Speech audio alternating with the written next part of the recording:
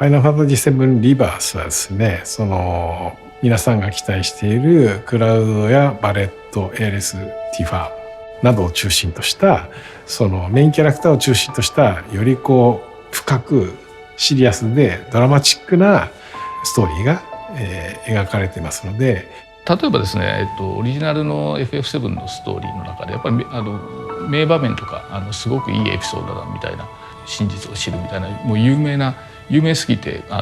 ネタバレにもならないというかそういうシーンもあって驚くほどですね、その25年前のストーリーをそのまま再現しているところ、名場面に関してはそのまま再現していることが多いんですけれども、それでもですね本当にリアリティを持って伝わるし、そこにキャラクターのボイスであるとかすごい専用の BGM が乗っかって見せることでですね、より名場面が際立っているっていうところがまず一つありますね。リバース、リメイクリバースのシナリオを書く上で原作にはないシーンを加えて拡張していった拡張するということをたくさんしたんですけども、それは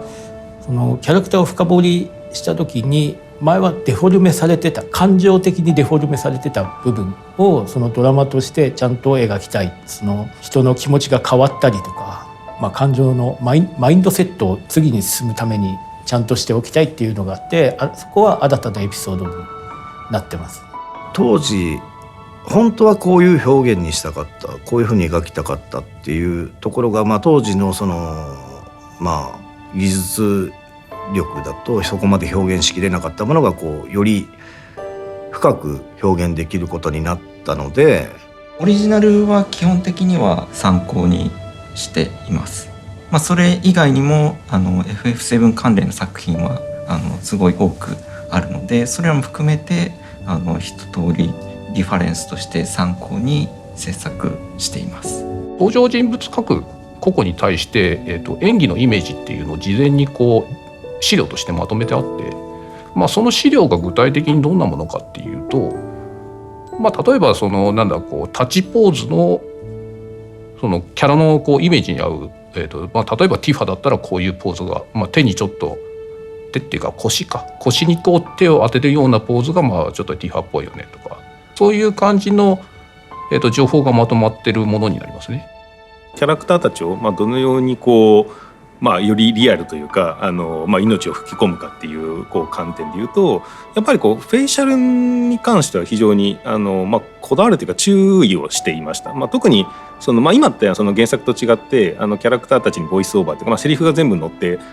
感情を言うんですけど、映画とかも今の演出ってそうなんですけど、別に言葉がなくても表情だけで人の感情って伝えれるんですね。で今回ってやっぱそれをすごく意識してとかやっていて、特にセリフがないところでもキャラクターのわずかな表情とか仕草でグッと心をつかまれるシーンっていうのがものすごく数いっぱいあるんで、そこはぜひ見てもらいたいところの一つではあります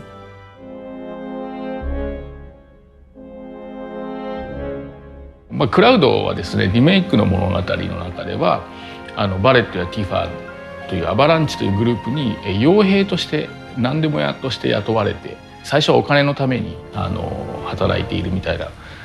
立場だったんですけれども、そのリメイクの中で彼らとの絆を築いて仲間として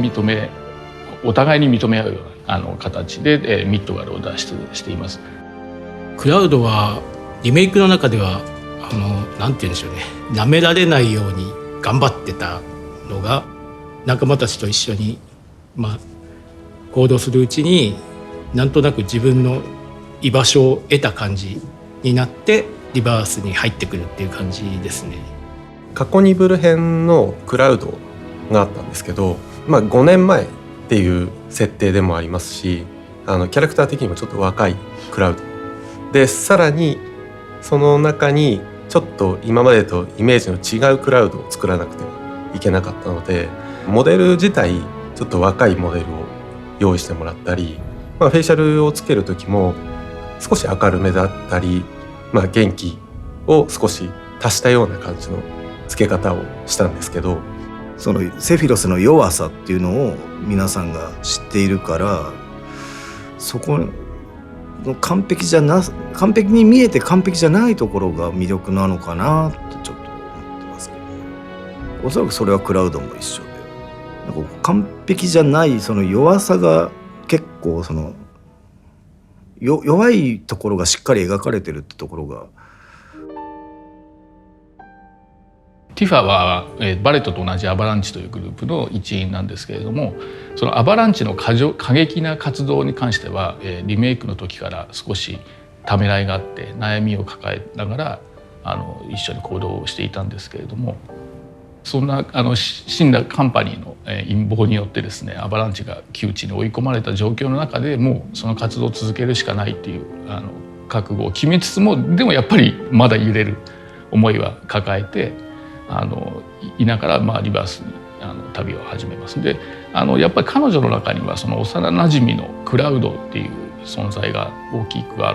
って、でそのクラウドの様子が時々おかしくなったりとかすることを彼女なりにやっぱり心配に思っていることがあるので、それもあって一緒に行動しているっていうのはもう原作の設定と同じ形になっております。そうですね、ティファに関して言うとクラウドのことを心配するっていうこともあるんですけれども、いよいよクラウドが本当にどういうふうに考えてるんだろうとかっていうところにちょっとやっぱり疑問を抱いたりとか、クラウドのことを心配するがあまり質問がきつくなって、なんていうのかな、少し口論になったりとか、そういう感情の部分でぶつかることとかもあるようなそういうより身近な関係として描くクラウドとの関係を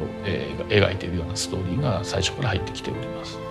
先輩のプログラマーにもう発売になった頃に「エアリスとティファって仲悪いよね」って言われて、もう全然そんなつもりで作ってなかったので、今回はその彼女たちは仲いいと思ってすごい仲良くなれたという気分で作ってたのに、そういうふうに解釈されたっていうのがずっと残っててそれをだから彼女たちの関係性を描いたのが今回できたんじゃないかなと思ってます。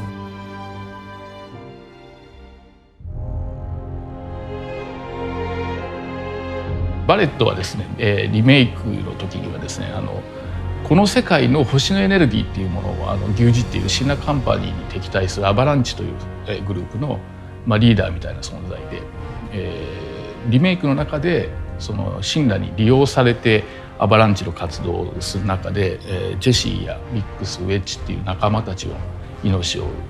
失ってですね、もうその思いを抱えて引くに引けない状況でミッドガルを脱出しています。娘のマリンっていうのがミッドガルに残されているんですけれども、そのことは気がかりではあるんだけれども、その状況の中で、ミッドガルから逃亡してそのアバランチとしての活動を続けなければいけないみたいな葛藤の中、旅を始めていくことになります。バレットのこの過去の親友というか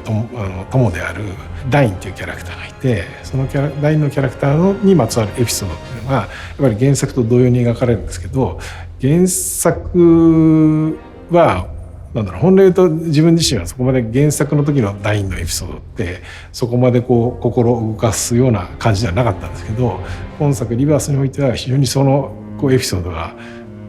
感情的により心のこもった演出がされていて、非常に今作の中でも非常に良いシーンに仕上がっているので、やっぱりリメイクプロジェクトを作るにあたってよりカット縮小することなくしっかりと描き切ったってことは結果的には成功につながってるんじゃないかなと今では思っています。自分にも娘がいるので感情移入がめちゃめちゃしているので、あそこには変な力の入れ方をしていますなんか全体的に家族ネタ強いよね、うちのチーム。そうですね、エアリスはですね、町の花売りとしてクラウドたちと出会うんですけれども、リメイクの物語の終わりの方に差し掛かるとですね、シンラカンパニーが探している約束の地と呼ばれる星のエネルギーがたくさん眠っている場所、誰も知らない場所なんですけれども、そこに結びつくと呼ばれている世界の特殊な種族の古代種セトラと呼ばれる種族の唯一の生き残りであるということが分かります。でその存在であるがゆえにシンラカンパニーに狙われて一度は囚われたりするんですけれども、そこをクラウドたちが救出することによって、ミッドガルから旅を始めると。エアリスはもうリバースになると基本的にいつも明るく振る舞ってそのムードメーカーみたいな感じになってるんですけども、結構深刻なものを抱えているので、そのギャップが見どころといいますか、はい、例えば今回ですとコスモキャニオンっていうナナキの故郷の町があるんですけれども、